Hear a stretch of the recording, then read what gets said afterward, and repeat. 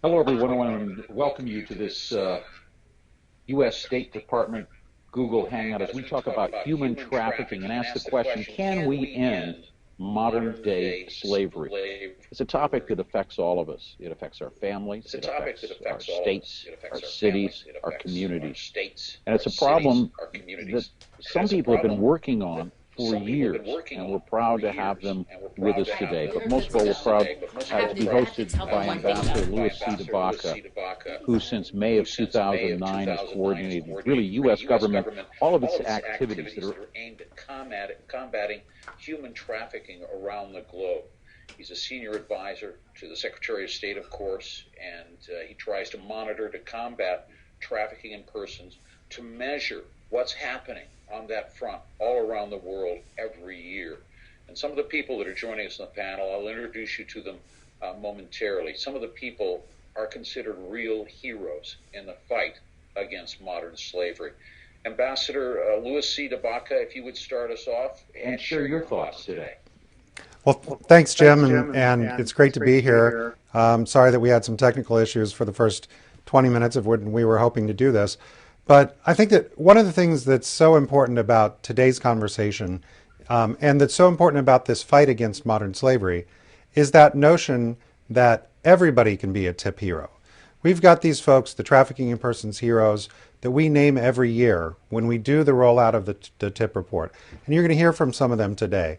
But the reality is that everybody that's watching this can be a tip hero. Whatever you do, if you're a lawyer, you can volunteer your legal services. If you're a banker in the financial services industry, people need help knowing what they can do to put their lives back together.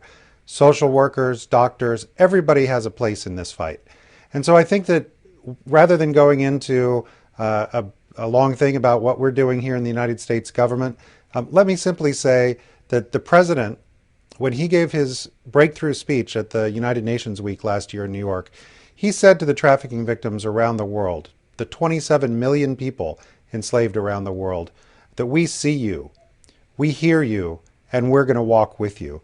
And I want to invite everybody on the Hangout today to walk with us as we walk on that journey to freedom.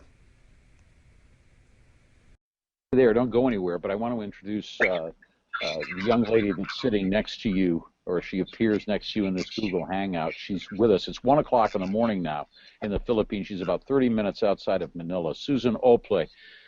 She's the founder and she's the president of the Blas F. Ople Policy Center and Training Institute. Now, that's a nonprofit organization, as you can imagine, that's dedicated, in her case, to helping the vast number, and there's like 5 million of them, overseas Filipino workers with their labor, with their migration issues. She helps to furnish legal advice to them on one hand, and then helps to reintegrate them back into the community, back into the labor force if they come back into the Philippines. A very important point.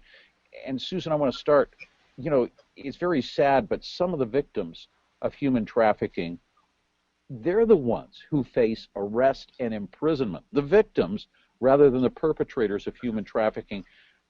Can you describe that problem to us today as you see it? Yes, it's a very sad and it's a very sad and real problem, especially with the Filipino migrant workers that we see, the domestic workers. We have around 3,000 of them in Syria, despite the conflict that's going on there. And some of them would like to go home, but are prevented from doing so by their employers. Some were able, the more fortunate ones are now back with their families. The thing is, once you cross the borders, the laws of the other country applies, and especially if you're a domestic worker living and working abroad, you're at the mercy of your employer and of the laws of that country. And we have had cases wherein a traffic domestic worker would be charged in court or charged before the police for absconding, for leaving their employers, even if they were victims of abuse, sexual harassment, and forced labor. Susan Ople is one of the TIP heroes, the trafficking in person heroes. When the U.S. State Department puts out its list of the countries, goes country by country and tries to categorize them, how they're facing, confronting the problem, and meeting the challenges. They name a handful of heroes. Susan is one of them. So too is the man next to her, Paul Holmes, really an internationally renowned expert on investigating human trafficking. It's founded on a long career. He was an operational officer, a criminal investigator with none other than New Scotland Yard. And for the past 10 years, he's been really providing help and training to people who want to be investigators of human trafficking, and then also helping to advise governments as they try to set up their own programs that would combat human trafficking. He, too, as I say, is a 2013 TIP hero. You know, Paul, we seem to have the problem we can't see the victims. There's an estimated 30 million victims of human trafficking around the world, and yet we've only identified something like 80,000 of them, or even less. What's going on? Hi, Jim, and just thanks to the ambassador and yourselves for the invitation to the Hangout. I'm obviously speaking from a criminal justice background here, from the investigative side, and it's always been one of my greatest frustrations that police agencies in particular describe this as an invisible crime, and I contest that to what I believe misconception very, very vigorously, because I don't accept that you can hide human beings if you want to exploit them. You can certainly, we know this is a fact, you can hide human beings for ransom, hostage, kidnap, etc. But when you want to hide human beings in order to exploit their body or their labor for profit, that equation changes. Now, I'm simplifying here, and it requires a lot of technical expertise and political will and training. But my position has always been, with the exception of the exploitation of single domestic workers in private homes, that trafficking in persons is a crime that is visible, not invisible, it's visible. What's missing is the commitment and the expertise and the partnership with NGOs and other partners to go out and actually identify where the victims are. Let me move right along.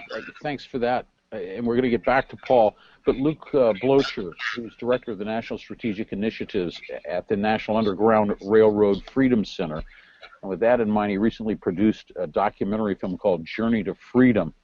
He's a 2013 TIP hero, but you know, I really want to hear a little bit about how you look at modern-day slavery. And in Journey to Freedom, you contrast it, compare it to Civil War-era slavery in the United States. Why? Well, thanks, Jim. And I should say, I wish I would be honored to be mentioned with the 2013 TIP heroes, but I was not actually one of them, although we have spent much time with them and are honored to be in their presence whenever we are, as well as with Ambassador Tabaka.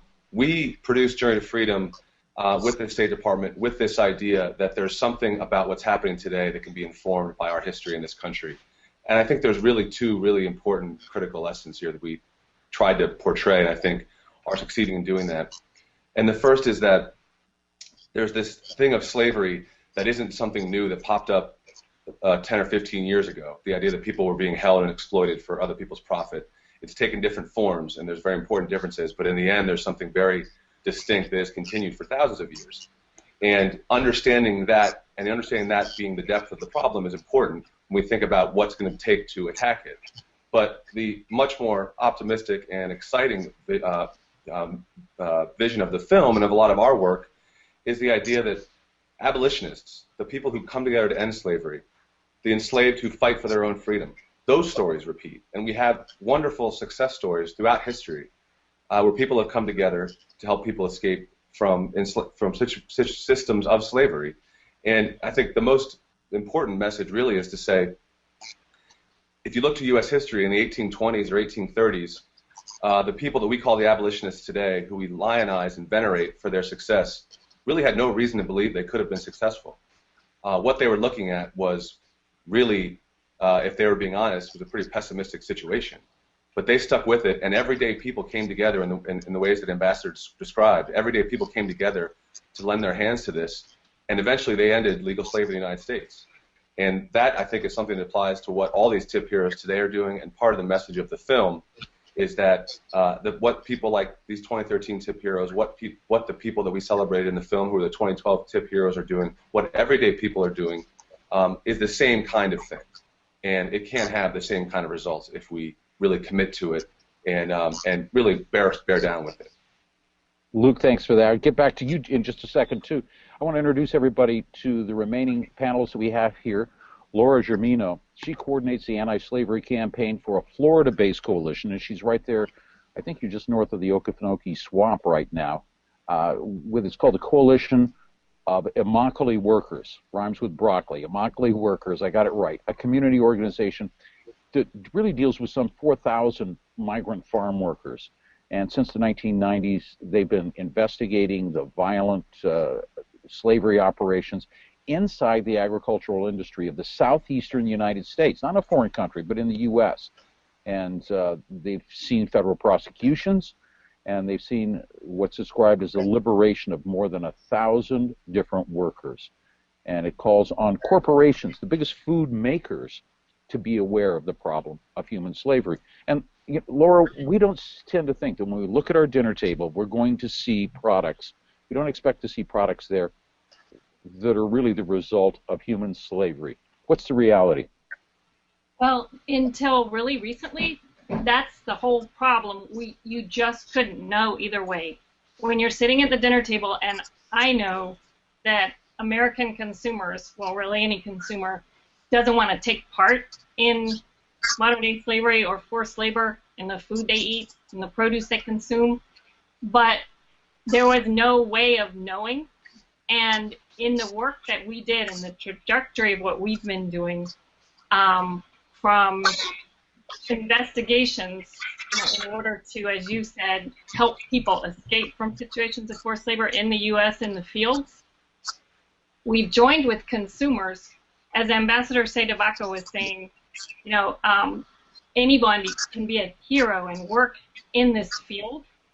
The average consumer joined with us, students, faith-based churchgoers, to demand, to encourage corporations to look in their supply chains and rid those supply chains of the possibility that forced labor or modern-day slavery could be taking place in their supply chains in the produce industry. And in this case, we have a fair food program now that's the Coalition of Immokalee Workers has joined with buyers and growers to actually prevent slavery from taking place in the tomato fields in the state of Florida. And so the promise of this program is just, incredible, because while we're still doing investigations and education and training, or in terms of slavery cases that are already existing, we've also reached that level of prevention.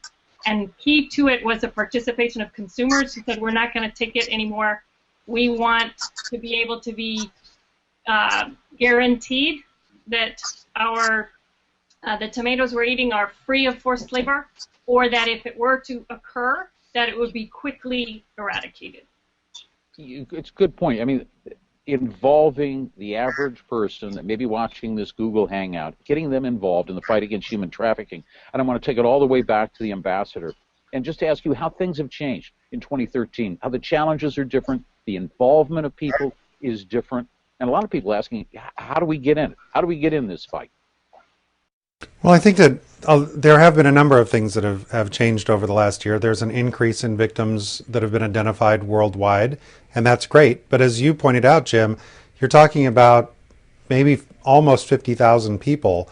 A 10% increase in finding that few victims in a world with 27 million slaves means that we've got to do something different. And I think that that's one of the things that we've seen in recent months. We've seen people coming together and saying, we don't want to be buying from garment industry suppliers who don't care whether or not they're running sweatshops in Bangladesh.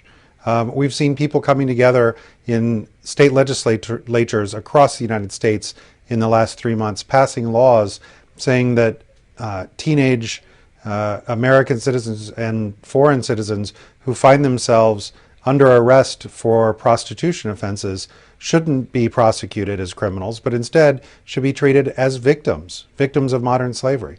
I think those types of things are bringing it home. what's interesting to me is that there's all of this activity in the state legislatures. There's a growing realization in the churches and in the college campuses and in the high schools around the United States and around the world.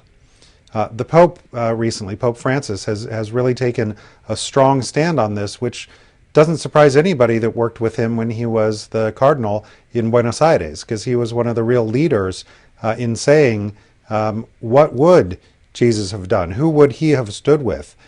He would have been out there with the enslaved, with the marginalized, with the prostitutes, with the farm workers. In fact, I think the Bible actually says that he was out there with them. And so I think that that's one of the things that we're looking at is how can everybody start coming together and hear that same call that took the Pope to the island of Lampedusa last week. He gave a mass in an altar, on an altar that was built from the wreckage of boats that had capsized, coming ashore with folks trying to get to Europe from Africa for a better life. And he challenged everybody. He said, who wept for that woman who drowned with her baby in her arms? Who wept for that man who had left Africa hoping for a better life for his families? And the traffickers took advantage of them. And for the first time, we had somebody of that stature go to where the refugees are, go to where the victims are, and challenge all of us to, as Paul said, see them. Not to say this is invisible, but to recognize that they're right in front of us. So I think that the short version of what all I just said, Jim, is what people can do. It's open your eyes and then pick up the phone, write letters, email, let Congress and let everybody in power know that we want to live in a world without slavery. Paul Holmes, I'm going to follow up on that because, I mean, the Pope, very moving homily there about the victims of human trafficking and who cares. Do the countries care? I mean, Ambassador Sita Baca puts together a list every year that more or less shames some countries, lifts up others. But to the countries, a lot of these people are going through the motions. Are they really serious about giving the non-governmental organizations, like the people that are represented here, a fair shot at ending human trafficking?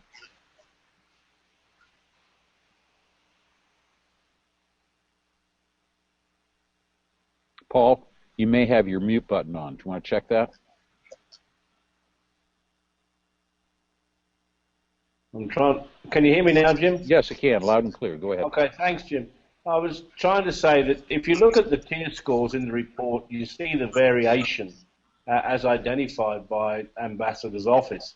And I think it really is a recognition of how variable it is in terms of the true intent of various countries to try and engage against this phenomenon.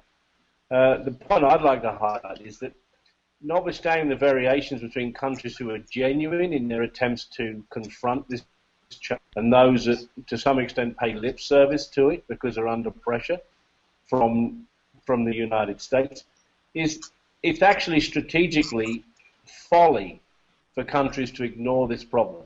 Even if they don't want to see this humanitarian abuse, to ignore the impact of traffickers and the organized crime challenges that they bring together with their human rights abuses is actually very, very stupid.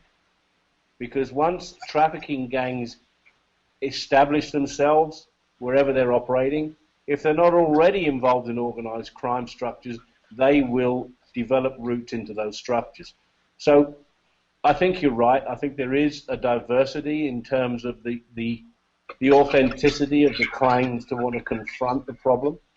And I think one of the strengths of the TIP report is that it highlights that diversity. But again, I just want to stress the point that even if countries don't want to see this as human rights abuse of the most egregious nature, and modern-day slavery, and they don't see it in those terms, strategically they should see the wider risks that they run by ignoring the development of these organized crime structures. Thanks for that. Susan Opley, people watching this, and they ask themselves, how can I get involved? How did you get involved in helping out all of the people in your country, the millions of them who work abroad and need a lot of help? Yes, well, it all started because my father was in government, He was labor secretary, and it was during his time that the Philippine Overseas Program began. And when he died in 2003, we decided to continue his legacy of work in helping migrant workers. And I just want to add that, you know, with technology, there are so many apps.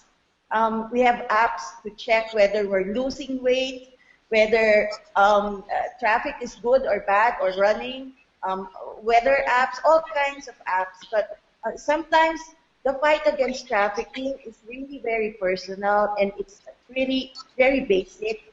My father, before he passed away, he always told me, always be kind. And it really, the fight against human trafficking starts with being kind, respecting the rights of others, not thinking that someone else is more important. The life of a migrant worker is less important than your life.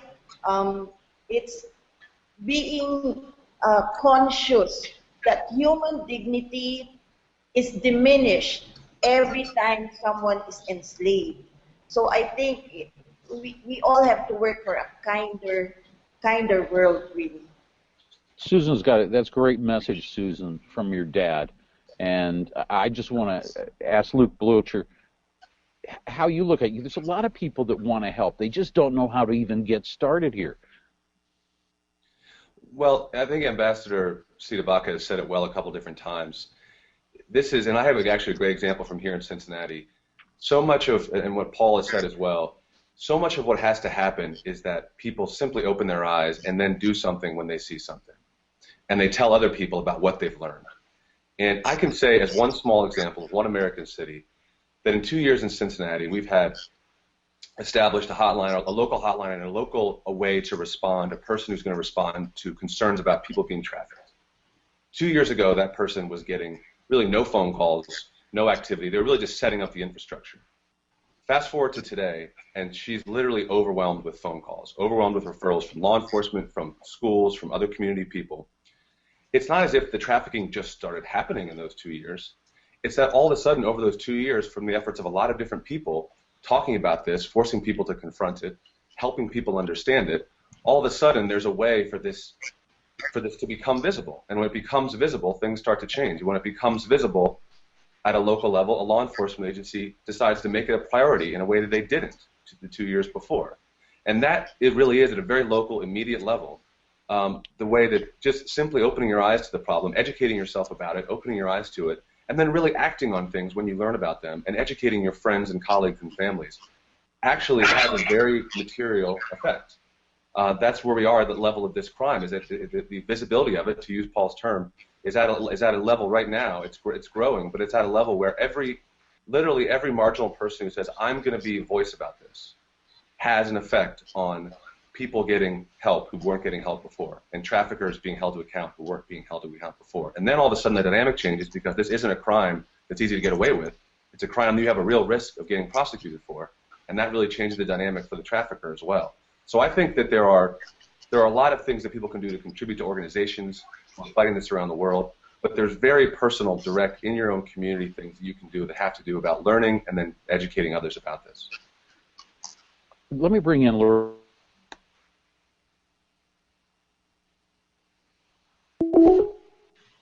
I want to bring in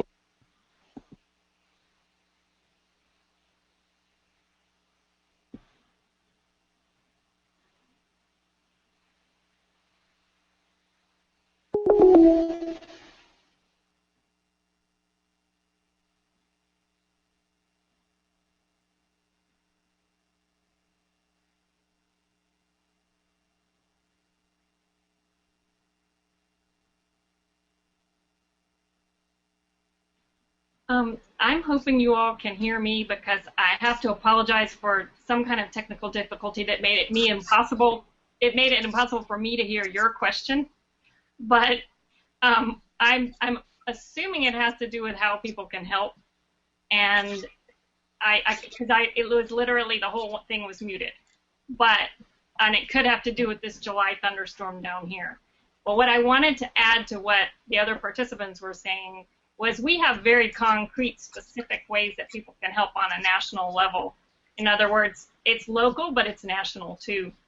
And when we have we're a membership organization, the Coalition of Immokalee Workers. Our website is www.ciw-online.org. And while we have farm worker members that are peers investigating already existing slavery operations, we also have consumers from all walks of life who have helped us get these very responsible now corporations on board that buy the tomatoes, like McDonald's or Burger King or Subway or Whole Foods, to sign agreements with us and with growers to agree to third-party monitoring and a code of conduct that actually is enforceable, to have a zero-tolerance policy for forced labor in the fields with market consequences if it occurs.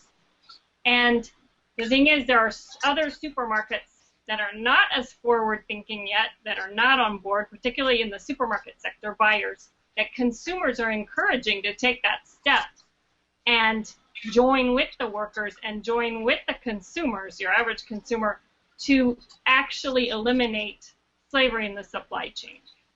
And I hope that goes to what your question was, but it's a very concrete way that the average everyday person can help and has made a huge difference in the lives of migrant farm workers in the United States. It wasn't exactly the answer, but I think it's the answer that fits in there with what everybody else was saying. And I want to go back to Louis C. DeBaca. You know, actually, when you look at the number of arrests for human trafficking violations globally, it's minuscule. I mean, I could be an arms trafficker, I could be a drug trafficker, and I face all kinds of risks if I'm a human trafficker. If I'm actually stealing human beings' lives, I'm not only making more money, I'm pretty near immune from prosecution, aren't I?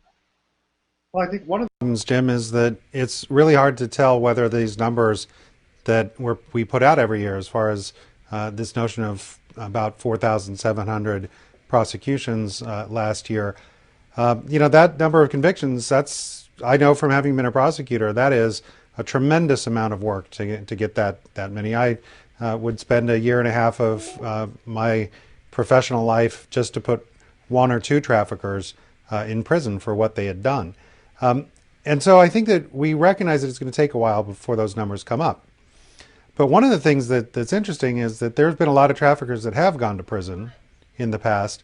They're just not going to prison for trafficking. They might get arrested for alien smuggling. They might get arrested for pandering, for being a pimp. And the problem is if you don't see them as traffickers, if you don't punish them as someone who has taken away someone's freedom and violated this most precious of human rights, then you're basically saying the going rate for this crime is a slap on the wrist or maybe 18 months in prison. And sure enough, they get out and they just do it again. And I think that that's one of the things that the modern anti-trafficking statutes are bringing to the table is, as you say, real teeth, real consequences. The U.S. trafficking law and the UN trafficking protocol basically say that this crime needs to be looked at as of the same level as a kidnapping, an extortion, murder, rape, the serious crimes.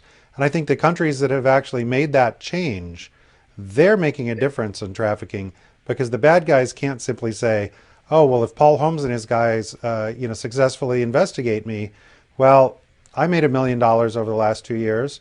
I can do 13 months in prison standing on my head, and then my $1 million will be waiting for me when I get out. If I was a criminal, I'd make that calculation and I'd say, bring it on, Paul Holmes. I'll do my 12 months. Maybe even I'll get a suspended sentence if I'm in some countries, and I'll be right back to my old tricks. So I think that's where it comes in to put pressure. People need to be putting pressure on us in government. They need to put pressure on the governments around the world and policymakers to say, and judges to say, if somebody does this, they need to pay the price. You know, we got about 8 minutes, 10 minutes left. I want to kind of wrap it up by asking, the reality question here. All of you are activists. All of you believe in the fight against human trafficking. A lot of people look at this and say, I'm not sure you can win it. Prostitution's been around since the dawn of time. People oftentimes put themselves in these situations where they're in forced labor because of poverty. If you're going to end human trafficking, you're going to have to end poverty. Susan, what's the reality? I mean, can we really end this, or is it something about our human condition that means that today we have more slaves around the world than at any point in human history? The reality is that modern slavery exists and will continue. It has very deep economic roots. As long as the world economy is down, economies around the world are struggling. Filipinos and other nationalities will start looking for jobs elsewhere. And there are always people, human trafficking syndicates out to profit from the noble dreams of ordinary people to put food on the table for the family. And the sad reality is that unless governments and civil society groups, the media, and all other citizens of the world come together, then this the phenomenal increase in the number of invisible traffic victims. I call them the invisible wounded victims. They have scars too deep to describe at times. Unless we all come together, the fight will always be an uphill battle. Luke Blocher, do you agree with that? I agree that this is a very deeply ingrained challenge. However, I think I look at people like Susan and people like the other TIP heroes, and then I look at the heroes that we celebrate in our museum, and I say, we've done things like this before. I go back to something I mentioned earlier. There is no one in their right mind in 1820 who had a really optimistic view that legal slavery could be ended in the United States. It was deeply, deeply ingrained in our national economy. It was deeply ingrained in our legal system. And there was no real reason to believe it was ever going to go away. And we paid a huge cost, and a lot of people paid with their lives, but we did end it. We did end illegal slavery. And I think, if nothing else, that shows us that this is possible. And again, that was a deeply, deeply, deeply ingrained problem. And so I look at this as something that is a huge challenge, but is one that I believe we can meet, because I think history shows us that. Laura Germino, I mean, what do you think, if you are going to win it, what's going to make the difference? What do you think is going to be that threshold moment when you could say that if you break through that, you're breaking through, or can you? There is no question that we can end this, because we are right now seeing it happen in this program we're working on, the Fair Food Program I was mentioning, that is starting in Florida and will spread. And like the previous speaker was saying, you know, we've seen 300 years uninterrupted of different forms of slavery, forced labor in our state and along the East Coast. And now we're actually at the point with this program where we have seen no cases take root with those growers in the fields of those growers participating in this program. And it takes the participation of consumers and corporate buyers and the support of the Department of State. I want to say that when I received the 2010 TIP Award, for me and my whole organization, everyone who works in my organization, it was hugely important, because there are stressful times and long nights, and that struggle can be very, very difficult. And to get that kind of affirmation and support from, I'm just remembering back to that day with Secretary Clinton and Undersecretary Otero and Ambassador Fedebaca, and how in that storied hall, how important that was to be able to get that encouragement to keep going on. When you have government and the corporate sector and workers and consumers all working towards eliminating once and for all forced labor in the U.S., because we all know even one person in slavery is too many, we will win this fight, and we're winning it right now. Winning the fight there. I want to remind everybody that's watching this Google Hangout, get a pencil together there and a pad.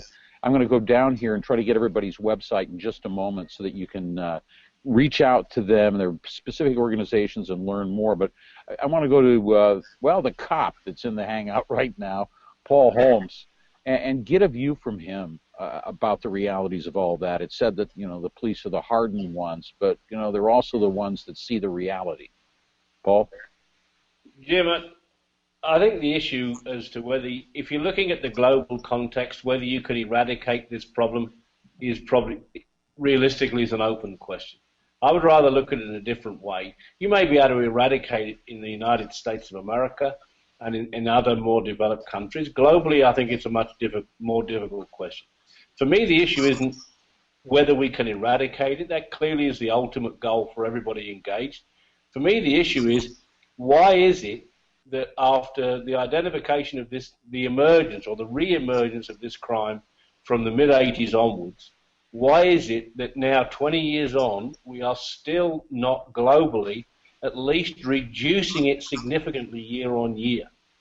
And what we actually need to do, you've talked about reaching out to people and the role that people can play, and that's the key issue. It's about proactivity. It's about mobilization of all of the different actors so that we can actually come together, because these are not invisible victims.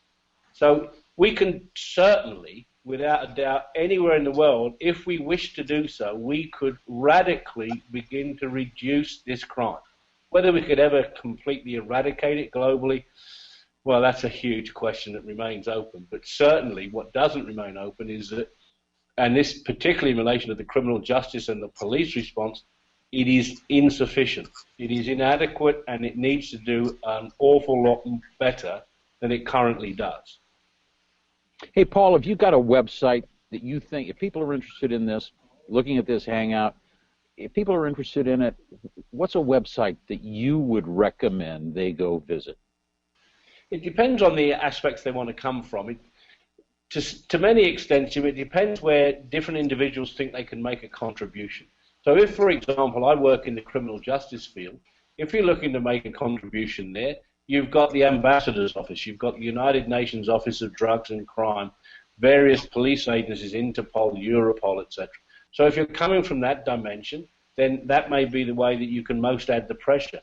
It's a general comment, and I realize this is hugely simplistic, but I have the benefit of working in many, many countries. Ultimately, and this is hackneyed and trite, but it's nonetheless authentic for being hackneyed and trite, so much of this is about political will to ensure that the hierarchies of the police agencies will focus on this crime. So, for example, one thing that ordinary citizens can do to the extent that they're able to do so would be to exert influence upon their representatives, to enable them, or to force them, if necessary, to exert political influence within the government structure to make the enforcement agencies more open and more proactive to actually go out and address this crime, because it's visible. Okay, I'm going to go over to Luke, and Luke, ask you for a link to your organization so people can find out more about it. Sure. If you go to, it's very straightforward, freedomcenter.org, and at our website you can also view the film that we've been talking about, Journey to Freedom. There's a link to viewing the entire film, which is about 40 minutes there, which I think really delivers the message that we're trying to deliver about the historic link of this, and ultimately the optimistic view that individuals can really make a difference in this matter. Freedomcenter.org. Watch a free movie at the same time. Good deal. Laura? I would love for viewers to go to our website, www.ciw-online.org. That stands for Coalition of Immokalee Workers Online. And Immokalee is a huge labor reserve of migrant farm workers in Florida, on top of the Everglades, not on top of the swamp there, but actually working at a national level now. And you could also check out the Fair Food Standards Council, which actually is the model for worker-informed corporate social responsibility, in that it's the one that's actually going out and auditing and monitoring and taking and resolving complaints that come out of the field. Susan, did I get your? I don't think I got your website address. Yes, our nonprofit organization has for its website www.blastoplescenter.com, I also blog, so you can read my articles about human trafficking via www.susanople.com. Okay, that's Susan, common spelling, Ople, O-P-L-E. And everybody knows, I think, that you can go to cnn.com/freedom, and you can find our Freedom Project that deals specifically with human trafficking. And there's a lot of links there that you will find to all of these organizations. Mr. Ambassador, I want to thank you very much for hosting this and get your final thoughts here, because, you know, one thing that strikes me, and the people here talked about it, they become tip heroes. You lift them up, and they, in turn, inspire the rest of us. Well, Jim, thank you, and thanks for all your hard work on this, and everybody on the panel. You know, if there's one thing I'd love for people to take away from this, is that notion that, you know, the inspiration that we get from the tip heroes, the annual best of the best, or whatever you'd call them, is just as inspiring to them. That notion of what you heard from, you know, I saw Susan and her cohort when they were here. They went through the Underground Railroad Center, and they were able to experience through Luke and his team the hopes and dreams and fears of their predecessors from 150 years ago. And I think that they went back to their own countries and back to their organizations, reinvigorated, and hopefully feeling that they weren't alone anymore. It's like Laura said, there's, you know, many dark nights in this business where you just wonder, are you the only person that's working on this? When Paul started working on this at Scotland Yard, that one of those cases, that was the only case in England that year that got investigated. And you think about what those late nights and wondering, is anybody else out there? I think with the Google Hangout today, but also with the work of the heroes, and most importantly, Jim, with the work that you're doing at the Freedom Project, we're telling a very different story in the last 2 years, a story that doesn't just tell victims that we see them and will stand with them, but tells all of the modern abolitionists out there, not only are you not alone, but you're part of a global movement, a global family, and we're going to come together, and we are going to beat this thing. Okay, and there's our message. Keep the faith. Join the fight. Our thanks to you, Louis C. DeBaca, the U.S. ambassador who heads up American combating human trafficking issues, as well as Paul Holmes, Laura Germino, Susan Ople, Luke Blocher. I want to thank all of you for being with us on this Google Hangout, and thank all of you for joining us and watching.